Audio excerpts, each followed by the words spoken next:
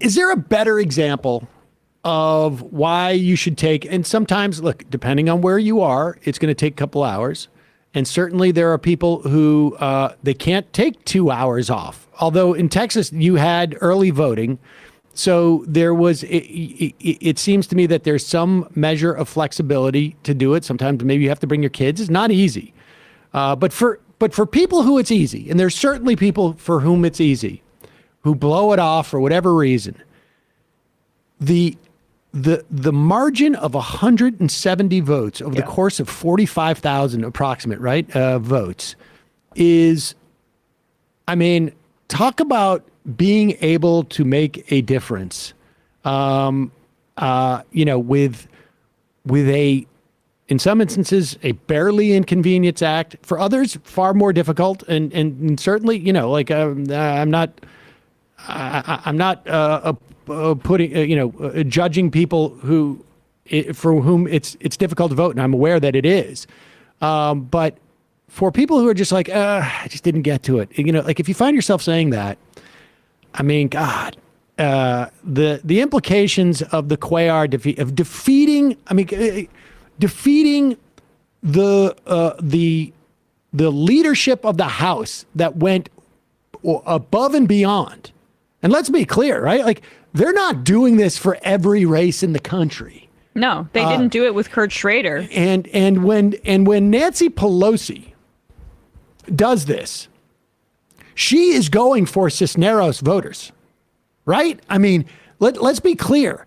Nancy Pelosi is not appealing to the more conservative voters in Henry Cuellar's district. Nancy Pelosi is appealing to the mainstream liberal Democrats who perceive themselves to be, left of probably where even the Democrats are in action. And listen to this robocall that she did for Nancy Pelosi. For Henry Cuellar. Hello, it's Speaker Nancy Pelosi calling on all voters in the 28th District of Texas to vote for Henry Cuellar. Henry is a fighter for hardworking families. In Congress, Henry has championed good-paying jobs and the health care for our people. He has brought back millions of dollars to the district. Please vote for Henry Cuellar on May 24th so they continue to fight for you and to serve as your champion. Thank you. Understand, Nancy Pelosi is not deployed to talk to anybody but left-leaning, somewhat low information voters, maybe, who are voting, relative to the primary. I mean, that's who they should. I mean, and most people, Nancy Pelosi has despite what we think of her, a very high approval rating among Democratic voters. And if they get that call, they're like, oh, wait, right. Maybe we should vote for Cuellar. He fights for our health care. What doesn't he fight for? What doesn't he fight for? Well, there are a few things that I can think of. If you're a woman, your health care, we'll siphon it off a little bit. And of course, we should also say Nancy Pelosi also been championing not single payer. Like, I mean, I want to say that she's been championing some health care, but it's really not single payer. But or an expansion of Medicare, even in the context of a pandemic. Rather, we're just going to spend money on Cobra. Yeah.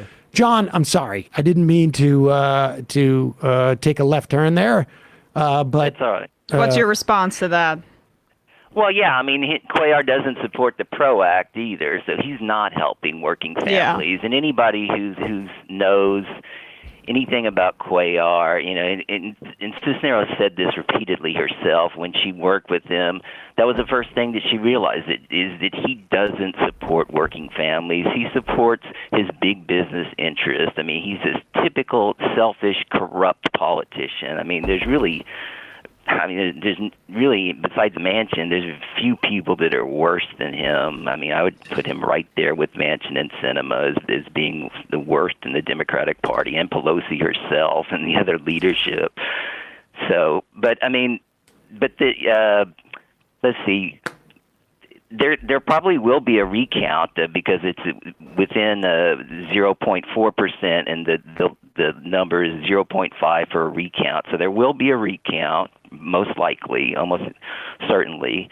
So yeah. So the key for Cuellar having his lead was, the amount of votes that he got in Webb County, where Laredo is located, he had a 38-point lead in Webb County, and they had better turnout in the runoff than they did in the March primary, which is really unusual. And in the previous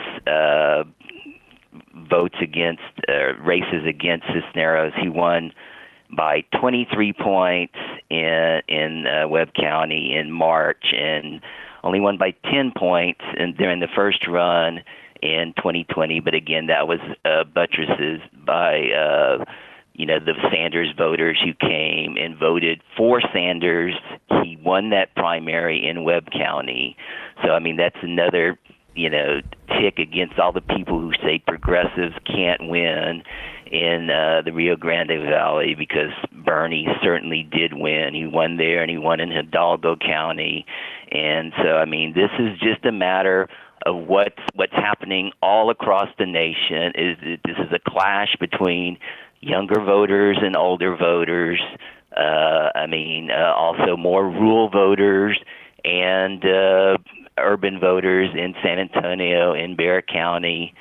And so in the 15th district, Our Revolution endorsed Michelle Vallejo, who also supports Medicare for all and been very vocal about that, has a 23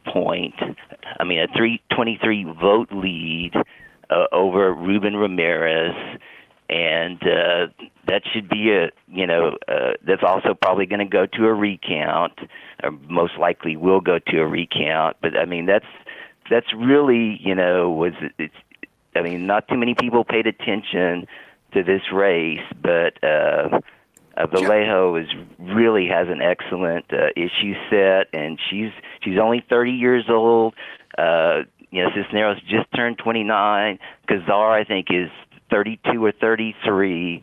So these are the new generation of Texas politicians that will hopefully dominate for the next couple of decades at least. And I'm trying to look, on this very dark day, to have something that is positive. And I think the Vallejo lead right now is one of the most positive things that happened. I mean, she won. She's leading in Hidalgo County, which is the largest county, which has 2/3. It has McAllen and Edinburgh has 2/3 of the vote totals. And I think hopefully she'll win. I mean, and she'll go up as the Trump +3 district. I've heard a lot of negative things about Democrats can't win in this district. But, if you look at vote totals, and vote totals are right about 90% of the time. Look at, primary vote totals versus election vote totals in the fall. I mean, the Democrats won by almost 3,000 votes on the election in March. So, I mean, I think that's going to be a competitive district.